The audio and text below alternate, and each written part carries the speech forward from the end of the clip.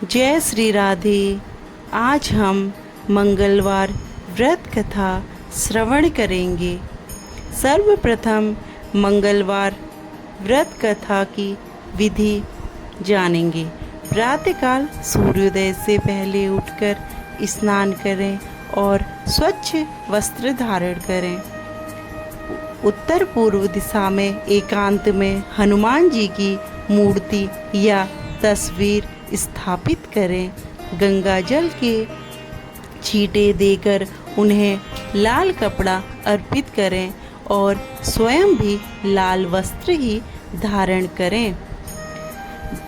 इसके बाद फूल, कुमकुम और अक्षत के छींटे दें। चमेली के तेल का दिया जलाएं। इसके बाद हनुमान जी की कथा सुने और हनुमान चालीसा का पाठ करें। हनुमान जी को प्रसाद चढ़ाएं और सभी में प्रसाद वितरण करें। किसी भी माह के शुक्ल पक्ष के व्रत आरंभ किया जा सकता है। मनोकामना के लिए व्रत कर रहे हैं तो 21 या 45 मंगलवार व्रत का संकल्प लेना चाहिए। 21 या 45 मंगलवार व्रत करने के बाद विधि विधान से उद्यापन करना चाहिए। मंगलवार व्रत करने से व्रती के सभी अनिष्ट दूर हो जाते हैं, दरिद्रता मिट जाती है, रक्त विकार जैसी अनेक बीमारियों का नाश होता है और पुत्र, धन, धर्म, अर्थ, काम, सुख, राज्य, सम्मान की प्राप्ति होती है। सामान्य दीपक की अपेक्षा आटे का दीपक बनाकर उसमें सरसों का तेल और 4 बत्तियां लगाकर जलाने का अधिक महत्व माना गया है। भोग में 21 लड्डू तथा बतासे अवश्य रखें। इस प्रसाद रूप में 21 वर्ष तक के लड़कों में बांट दें। आइए अब आगे कथा श्रवण करते हैं। ऋषिनगर में केशवदत्त ब्राह्मण अपनी पत्नी अंजलि के साथ रहता था। केशवदत्त के घर में धन संपत्ति की कोई कमी नहीं थी।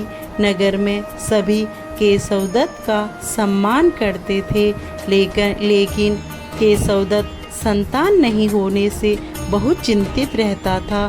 दोनों पति पत्नी प्रति मंगलवार को हनुमान जी की पूजा करते थे। विधिवत मंगलवार को व्रत करते हुए कई वर्ष बीत गए। ब्राह्मण बहुत निराश हो गया, लेकिन उसने व्रत करना नहीं छोड़ा। कुछ दिनों के बाद केशवदत्त हनुमान जी की पूजा करने के लिए जंगल में चला गया। उसकी पत्नी अंजलि घर में रहकर मंगलवार का व्रत करने लगी। दोनों पति पत्नी पुत्र प्राप्ति के लिए मंगलवार का विधिवत व्रत करने लगे। अंजलि ने अगले मंगलवार को व्रत किया, लेकिन किसी कारणवश उस दिन अंजलि हनुमान जी को भोग नहीं लगा सकी और उस दिन वह सूर्यास्त के बाद भूखी ही सो गई।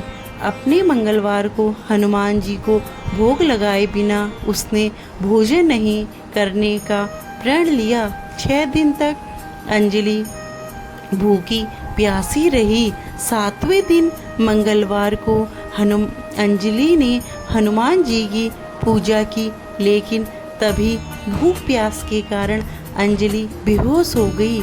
हनुमान जी ने उसे स्वप्न में दर्शन देते हुए कहा, उठो पुत्री, मैं तुम्हारी पूजा पाठ से बहुत प्रसन्न हूँ। तुम्हें सुंदर और सुयोग्य पुत्र होने का वर देता हूँ। यह कहकर हनुमान जी अंतर्ध्यान हो गए।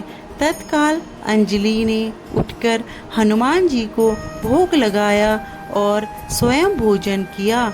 हनुमान जी की अनुकंपा से अंजलि ने एक सुंदर शिशु को जन्म दिया। मंगलवार को जन्म लेने के कारण उस बच्चे का नाम मंगल प्रसाद रखा गया। कुछ दिनों बाद अंजलि का पति केशवदत्त भी घर लौट आया। उसने मंगल को देखा तो अंजलि से पूछा, यह सुंदर बच्चा किसका है? अंजलि ने खुश होते हुए हनुमान जी के दर्शन देने और पुत्र प्राप्त होने का वरदान देने की सारी कथा सुना दी। लेकिन केशवदत्त को उसकी बातों पर विश्वास नहीं हुआ।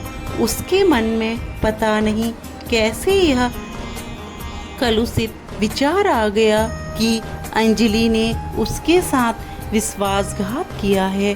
अपने पापों को छुपाने के लिए अंजलि झूठ बोल रही है। केशवदत्त ने उस बच्चे को मारने की योजना बनाई। एक दिन केशवदत्त स्नान के लिए कुएं पर गया। मंगल भी उसके साथ था।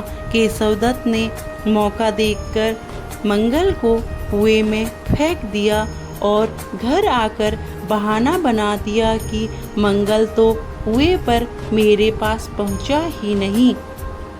केशवदत्त के इतने कहने के ठीक बाद मंगल दौड़ता हुआ घर लौट आया। केशवदत्त मंगल को देखकर बुरी तरह हैरान हो उठा। उसी रात हनुमान जी ने केशवदत्त को स्वप्न में दर्शन देते हुए कहा, तुम दोनों ने मंगलवार के व्रत करने से प्रसन्न होकर पुत्र जन्म का वर मैंने दिया था, फिर तुम अपनी पत्नी पर शक क्यों करते हो? उसी समय केशवदत्त ने अंजलि को जगाकर उससे क्षमा मांगते हुए स्वप्न में हनुमान जी के दर्शन देने की सारी कहानी सुनाई।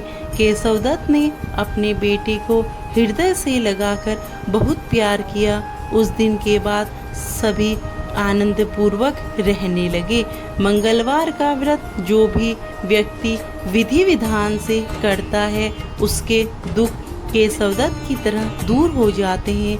हनुमान जी अपने भक्तों के हर दुख को दूर करते हैं, उन्हें धन संपत्ति और संतान सुख देते हैं। धन्यवाद।